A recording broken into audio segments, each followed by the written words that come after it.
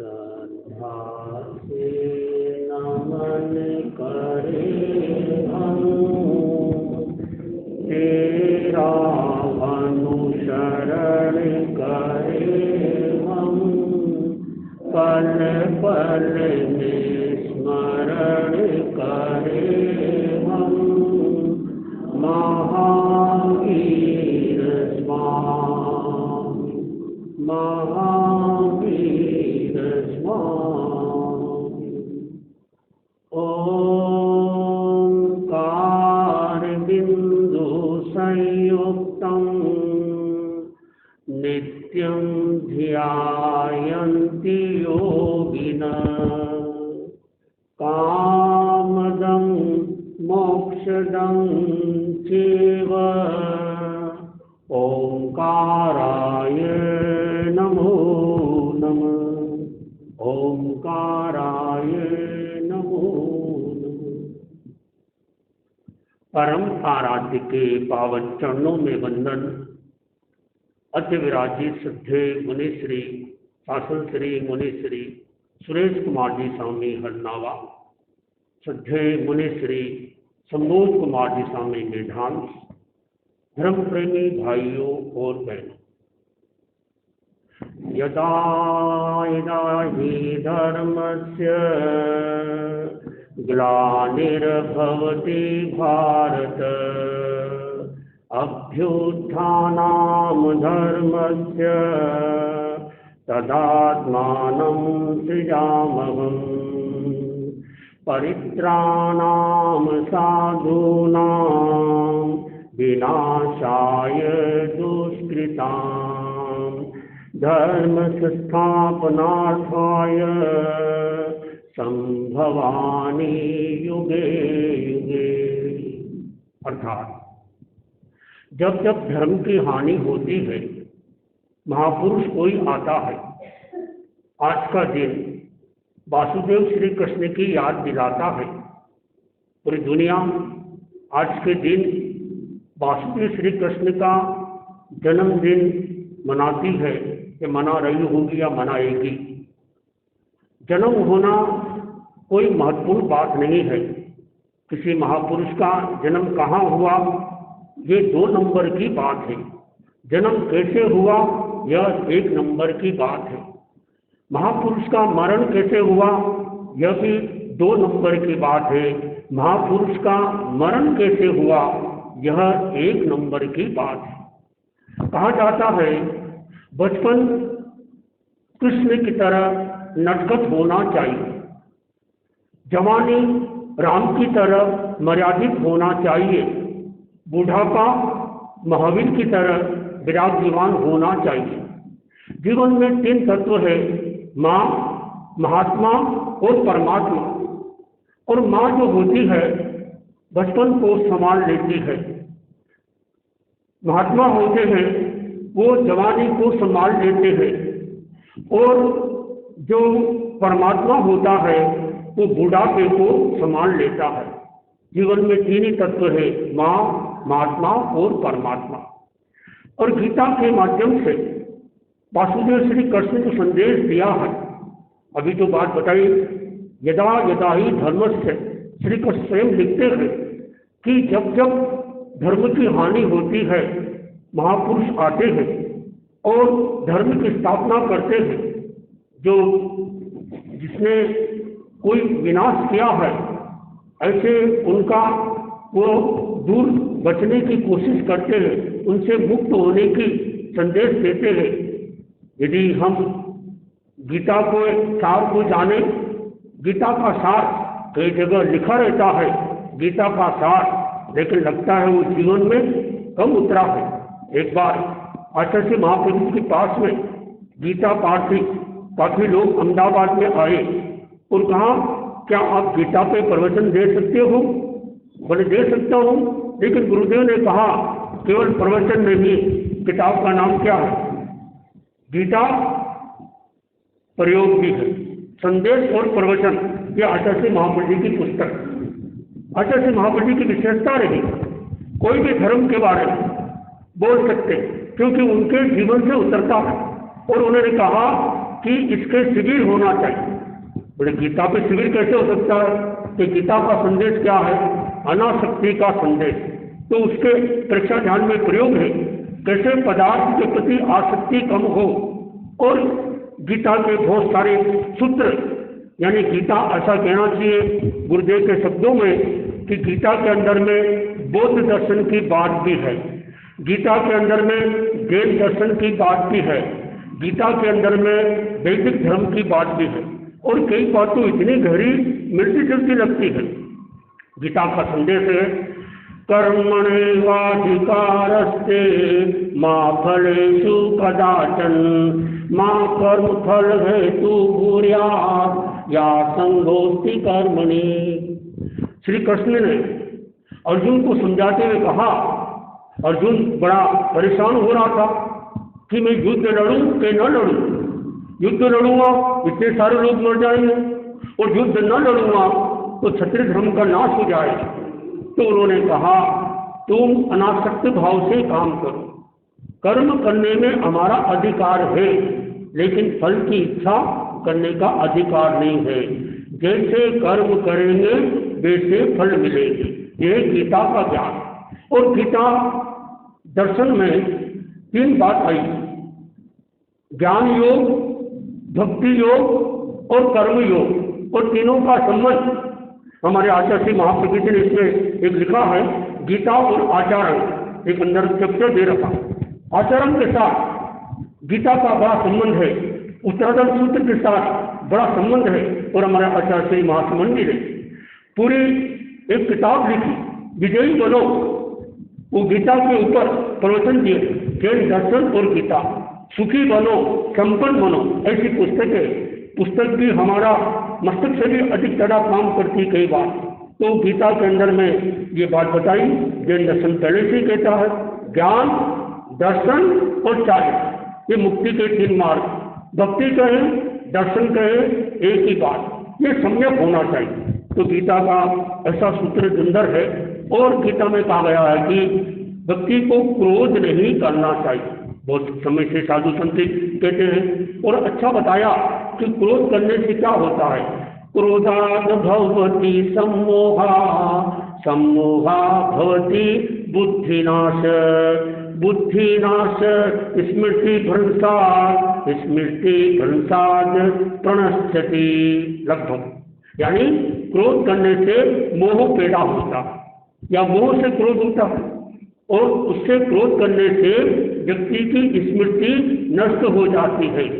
स्मृति के नष्ट होने से उसकी बुद्धि भ्रष्ट हो जाती है, और बुद्धि भ्रष्ट होने से उसकी पनस्थिति, उसकी मृत्यु हो जाती है। तो गीता का यह संदेश अनासक्ति का संदेश कि आसक्ति मत रखो।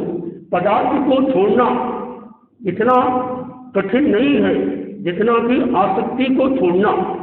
व्यक्ति अपनी आसक्ति को कम छोड़ता है, नहीं छोड़ सकता है। लोहे की जंजीर को तोड़ना सरल है, किंतु आसक्ति के बंधन को तोड़ना बड़ा कठिन है। क्या है अनासक्ति? एक राजा के मन में आया कि हमारे घर महल में संत को आना चाहिए, तो हमारे घर में रानी भी रहती है, रानी बाहर नहीं निकल सकती, तो आप दर्शन देने के लिए पधारो। तो सन्यासी गया दर्शन देने के लिए। राजा ने कहा आए हो तो यहाँ रुक जाएंगे। रुक के काफी दिन हो गए। राजा के मन में आया कितने दिन हो गए, यहाँ से कब जाएंगे? बोले आप यहाँ से मैं कहीं जाना चाहता हूँ जंगल में। बोले मैं भी जाना चाहता हूँ। जंगल में चले गए। फिर बोले अब मैं महल में जाना चाहता हूँ। राजा सन्यासी ने कहा अब मैं महल में जाना नहीं चाहता। क्यों? आपके महल में जो सोना है वो सोने की मुझे दुर्गंध आती है। सोने की दुर्गंध मुझे तो कभी नहीं आई। चलो एक चमार के घर पे ले गए। चमार के जैसे घर में घुसे, राजा ने रुमाल निकाला, मुंह को ढक दिया। बोले ये क्या करते हो? बोले बदबू आ रही है। सन्यासी ने कहा मुझे तो बदबू नहीं आ रही। पूछा उस मोची से पूछा क्या तुमको बदबू नहीं आती है? बोले हमको तो नहीं आती। तो ऐसे उसने समझाया राजा को सन्यासी ने, मैं महल में था, महल मेरे अंदर नहीं था। तुम महल में थे या नहीं, महल तुम्हारे अंदर था। तो जैन दर्शन कहता है विषय को नहीं छोड़ना है। किसको छोड़ना है? विकार को छोड़ना है। 5 इंद्रियों के कितने विषय होते? 23 विषय। उनका स्वभाव है, आंखों का स्वभाव देखना, स्वभाव कान का स्वभाव सुनना, लेकिन उसके साथ में विकार को जोड़ देना। विकार 240 होते हैं, वैसे 40 विकार बना। आचार्य तुलसी ने गीत में लिखा कि इंद्रियां हमारी, तो हमें भोगे भोगता, यानी हमने भोग को नहीं भोगा, भोगों ने हमको भोग लिया। चाय पीने वाले के लिए कहा जाता है कि आप चाय नहीं पीते हो, चाय आपको पी रही है। आप पापड़ नहीं खा रहे हो, पापड़ आपको खा रहा है। यानी समय ऐसा आएगा, व्यवहार में तो लगता है कि समय बीत रहा है, समय नहीं बीत रहा है, हम स्वयं बीत रहे हैं और एक दिन हमेशा के लिए पूरे बीत जाएंगे। तो हमें आज के दिन से यह प्रेरणा लेना है कि जो गीता है और भगवद गीता में जो बातें बताई गई है वो हमारे जीवन में अनासक्ति की बात आए, स्वास्थ्य की चेतना जागे, युक्ताहार विहारस्य। क्या सुंदर बात वासुदेव श्री कृष्ण कहते हैं कि हमारा युक्त आहार होना चाहिए। और आहार शुद्धि सत्व शुद्धि, महाभारत में कहा गया यदि हमारा आहार शुद्ध नहीं है तो आहार सत्व की शुद्धि करना है, आत्मा की शुद्धि करना है, आहार की शुद्धि करे। तो आज का दिन हमें यह प्रेरणा देता है कि हम अपने जीवन में मिताहारम विना यस्तु योगारंभम न तु कार्य। अगर कोई लोग, अगर हमारा आहार मिताहार नहीं है, हितकारी नहीं है, तो वो योग किया गया नाना रोगों भविष्य, बहुत तरह की रोगों को बढ़ा देगा और सिद्धि तो बहुत दूर की बात है। तो सिद्धि कब मिलेगी? जब हम शुद्धि करें। और शुद्धि करें किसकी? बुद्धि की शुद्धि होना चाहिए। पूरी बुद्धि खतरनाक होती है, बुद्धि समस्या पैदा भी करती है तो समस्या का समाधान भी करती है। वह बुद्धि की काम की जो बढ़िया बांधे करो। बुद्धि वायु चराई, बुद्धि हमेशा अच्छे काम में लगाना चाहिए। स्वामी जी को कहा आपकी बुद्धि इतनी तेज है, आप तो राज्य का संचालन कर सकते हो। तो स्वामी जी ने कहा बुद्धि वही काम की जो कर्म को तोड़े और कर्म बन जाए, वो बुद्धि काम की नहीं। तो हम इस गीता के संदेश के माध्यम से एक सूत्र सुने, सीखे कि जो भी कुछ हो रहा है वो अच्छे के लिए हो रहा है। लोग लिखते हैं गीता सार, लेकिन जीवन में नहीं उतार। जब कठिनाई आपके जीवन में आए तब वो सूत्र काम में आए, काम में ले, तो वो गीता एक प्रयोग बन सकता है।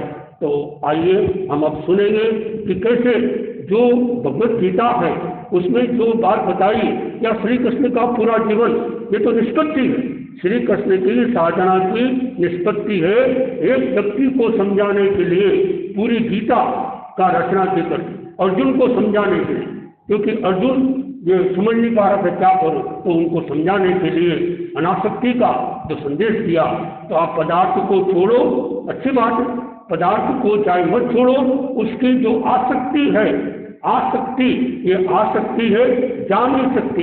अंग्रेजी में कहा जाता है more attachment less peace, less attachment more peace. जितनी ज्यादा आसक्ति उतनी ज्यादा अशांति, जितनी ज्यादा शांति उतनी ज्यादा अनासक्ति। यदि हमें अनासक्ति का जीवन जीना है तो यह सूत्र साथ में जोड़ना चाहिए।